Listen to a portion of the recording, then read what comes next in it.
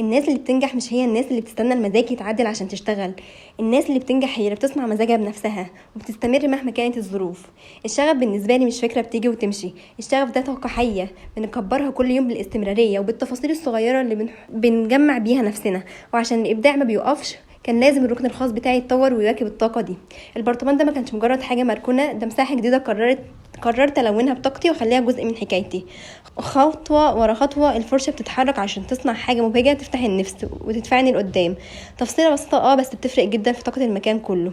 الفرش دي مش مجرد أدوات، الشركاء بتوعي في كل خطوة، في كل فكرة، وفي كل نجاح بنوصله سوا. وكان لازم يكون ليها مكان منظم، مكان معمول بحب وطاقة إيجابية تشبه الطاقة اللي بنحطها في شغلنا كل يوم.